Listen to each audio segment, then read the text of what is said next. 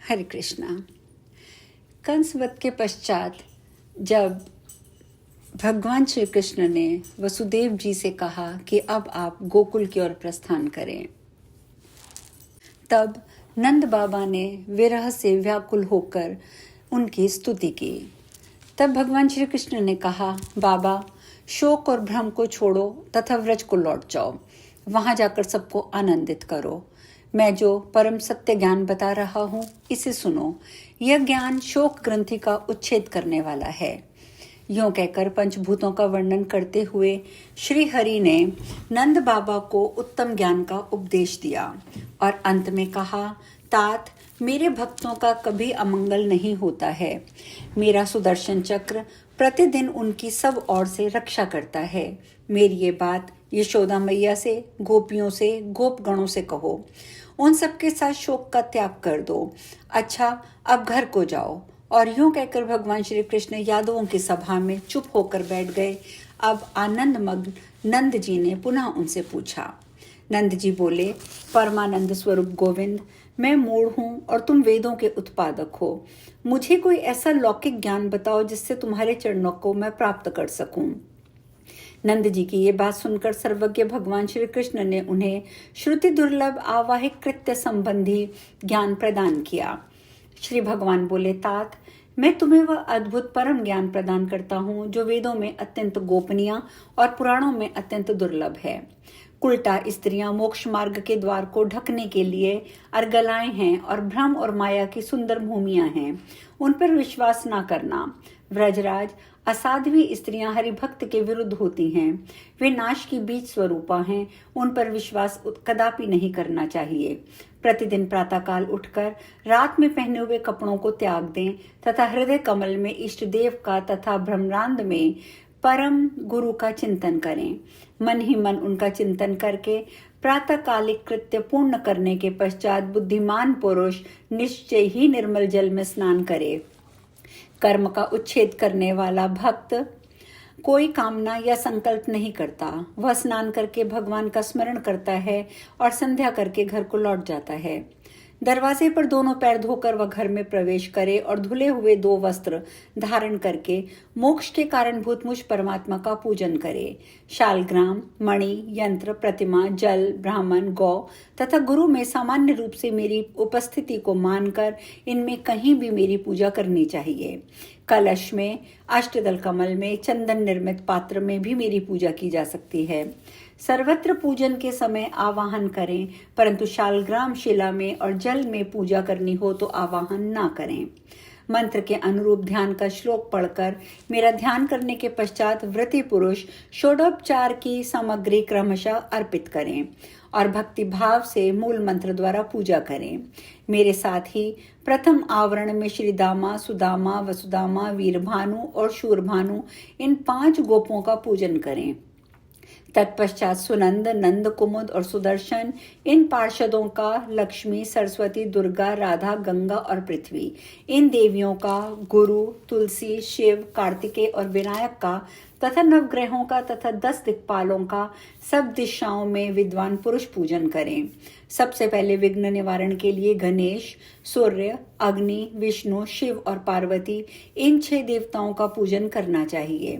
ये वेदोक्त देवता कर्म बंधन को काटने वाले और मोक्ष प्रदान करने वाले हैं।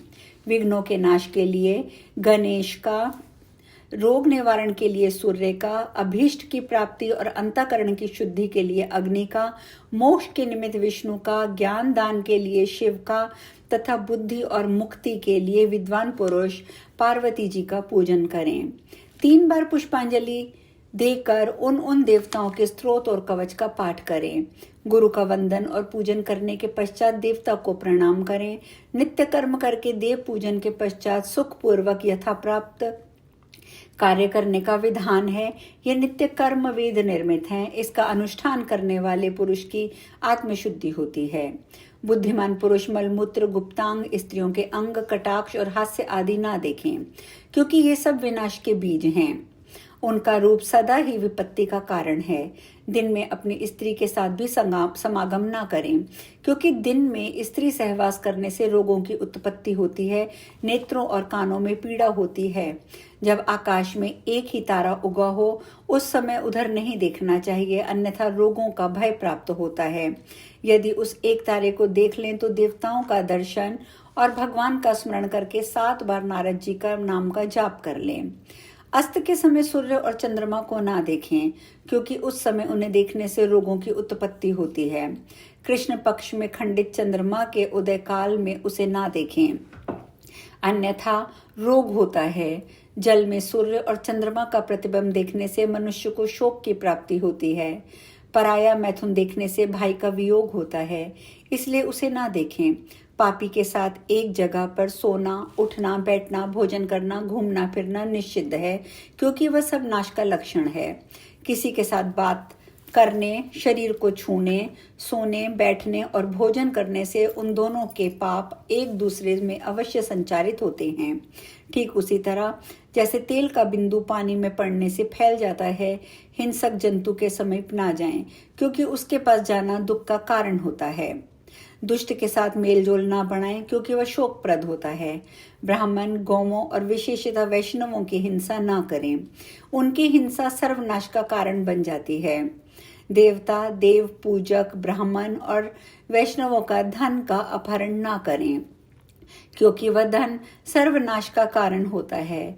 जो अपने तथा दूसरे के द्वारा की हुई ब्राह्मण वृत्ति का अपहरण करता है, वह 60,000 वर्षों तक विष्ठा का कीड़ा बनता है।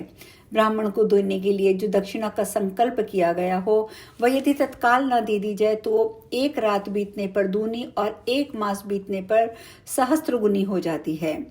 1 वर्ष बीत जाने पर दाता नरक में पड़ता है। यदि दाता ना दे और मूर्ख ग्रहिता ना मांगे तो दोनों नरक में पड़ते हैं। दाता रोगी होता है।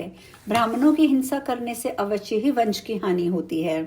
हिंसक मनुष्य धन और लक्ष्मी को खोकर भिखमंगा हो जाता है। देवता और ब्राह्मण को देखकर जो मस्तक नहीं झुकाता वह शोक का भागी होता है। जो गुरु के प्रति भक्ति भाव नहीं रखता उसे रौरव नरक का कष्ट भोगना पड़ता है। जो दुराचारिणी मूढ़ा स्त्री साक्षात श्री हरि स्वरूप अपने पति की ओर नहीं देखती, उल्टे उसे डांट बताती है, वह निश्चय ही कुंभिपाक में जाती है। वाणी द्वारा डांट बताने के कारण वह कौवे की योनि में जन्म लेती है। हिंसा करने से सूकरी होती है, क्रोध करने से सर्पणी और दर्प दिखाने से गर्द भी होती है। कुवाक्य बोलने से कुकुरी और विष देने से अंधी होती है। पतिव्रता स्त्री निश्चय ही पति के साथ वैकुंठ धाम में जाती है। जो मूढ़ शिव, पार्वती, गणेश, सूर्य, ब्राह्मण, वैष्णव तथा विष्णु की निंदा करते हैं, वह महारौरव नरक में गिरते हैं। पिता, माता, पुत्र, सती, पत्नी, गुरु, अनाथ स्त्री, बहन, पुत्री की निंदा करके मनुष्य नरकगामी होता है। जो क्षत्रिय, वैश्य और शूद्र ब्राह्मणों के प्रति भक्ति भाव से रहित है, वह भगवत भक्ति से भी दूर है, वे निश्चय ही नरक में पकाए जाते हैं। यही दशा पति भक्ति से शून्य नराधम स्त्रियों की होती है। जो ब्राह्मण शालग्राम का चरणामृत पीते और भगवान विष्णु का प्रसाद खाते हैं, वे तीर्थों को भी पवित्र कर देते हैं, अपनी 100 पीढ़ियों को तारते हैं और पृथ्वी को भी उबारते हैं। जो भगवान विष्णु का प्रसाद ग्रहण करता है, मछली मांस नहीं खाता है, वह निश्चय ही पग पग पर अश्वमेध यज्ञ का फल पाता है। जो एकादशी और कृष्ण जन्माष्टमी का व्रत करते हैं, वे 100 जन्मों के लिए पाप से मुक्त हो जाते हैं, इसमें संशय नहीं है। बाल्यावस्था, कुमारावस्था, युवावस्था और वृद्धावस्था में जो जो पाप बन गए हों, वे सब के सब भस्म हो जाते हैं। रोगी, अत्यंत वृद्ध और बालक के लिए उपवास का नियम नहीं होता। भक्त ब्राह्मण को द्विगुण भोजन का दान करके दाता शुद्ध हो जाता है। जो उपवास में समर्थ होकर भी शिवरात्रि और श्री रामनवमी के दिन भोजन करता है, वह महारौरव नरक में पड़ता है। अमावस्या, पूर्णिमा, चतुर्दशी और अष्टमी को स्त्री, तेल और मांस का सेवन करने से मनुष्य चांडाल योनि में जन्म लेता है। रविवार को कांस्य पात्र में भोजन ना करें। उस दिन मसूर की दाल, अदरक और लाल रंग का भी शाक ना खाएं। व्रजेश्वर, जो ब्राह्मण रजस्वला और वैश्य के हाथ का तथा मदिरा मिश्रित अन्न खा लेता है वह निश्चय ही मलभोजी जंतु होता है। उस दिन जो सत्कर्म करता है उसे उसका फल नहीं मिलता, वह सदा अपवित्र रहता है। उसका अशौच उसके मरने के बाद भी समाप्त होता है। जिस स्त्री ने अपने जीवन भर में 4 पुरुषों के साथ समागम कर लिया है उसे वैश्या समझना चाहिए। वह देवताओं और पितरों के लिए भोजन बनाने की अधिकारिणी नहीं होती है। आज हम यहीं पे विश्राम लेंगे, शेष कथा कल। हरे कृष्णा।